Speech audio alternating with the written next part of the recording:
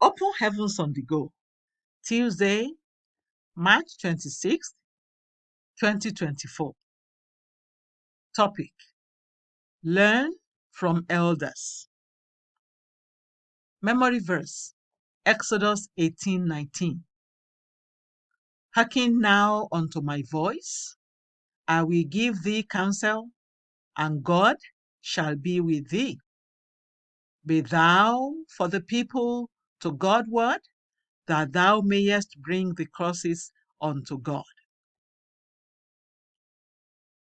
Bible reading: Exodus 18:1-24.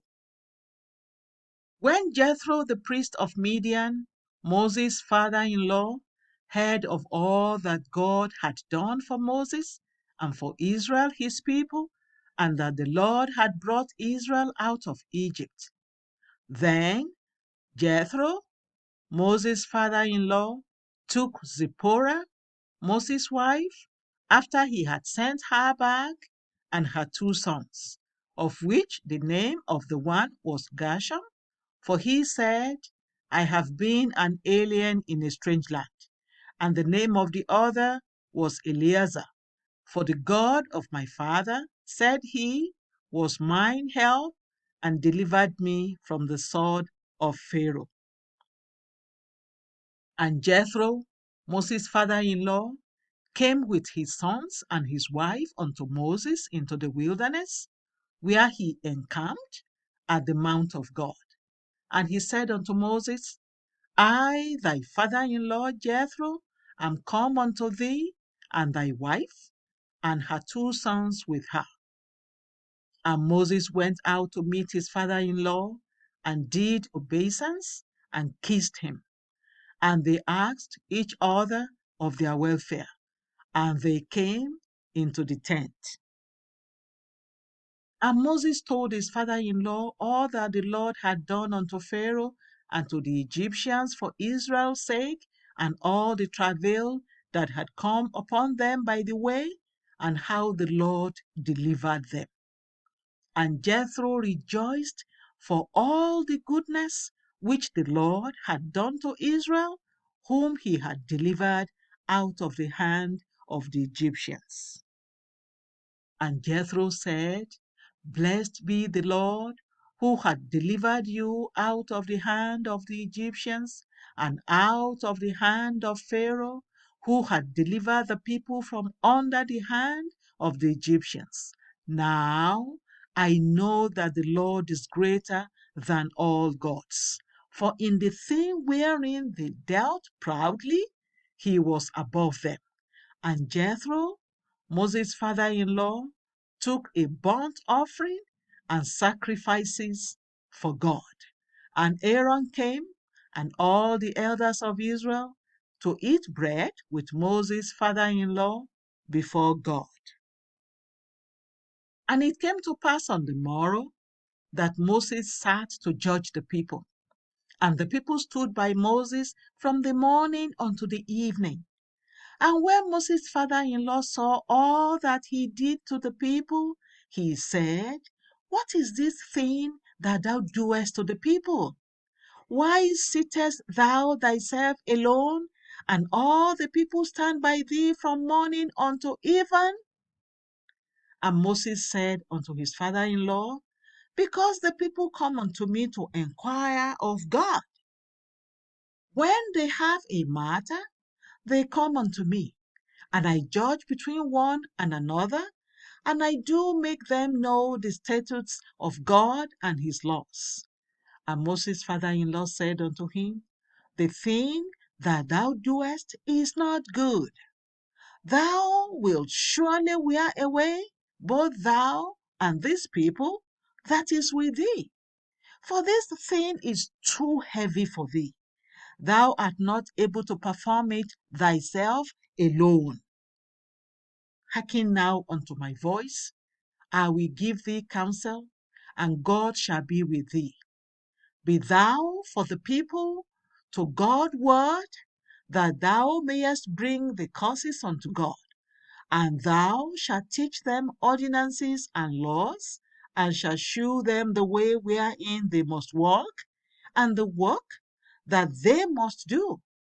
Moreover, thou shalt provide out of all the people able men, such as fear God, men of truth, hating covetousness, and place such over them to be rulers of thousands, and rulers of hundreds, rulers of fifties, and rulers of tens. And let them judge the people at all seasons. And it shall be that every great matter they shall bring unto thee, but every small matter they shall judge. So shall it be easier for thyself, and they shall bear the burden with thee. If thou shalt do this thing, and God commanded thee so, then thou shalt be able to endure, and all these people shall also go to their place in peace. So Moses hearkened to the voice of his father-in-law and did all that he had said. The message. Many young people these days see their elders as old school and think that they can do without them. They are making a big mistake. I know there's a lot of advancement in science and technology these days, and that the youth have more access to information than ever before. But no matter how many resources they have, there is one thing the elders have that they do not, and that is experience. The elders have walked the path you are walking now and can tell you the outcome of whatever you are doing even before you start. They have experienced far more than internet search engines can show you.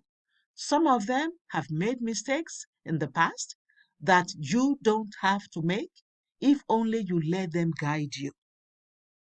The problem, however, is that many youths think that they are very wise, and such thoughts can put them in trouble.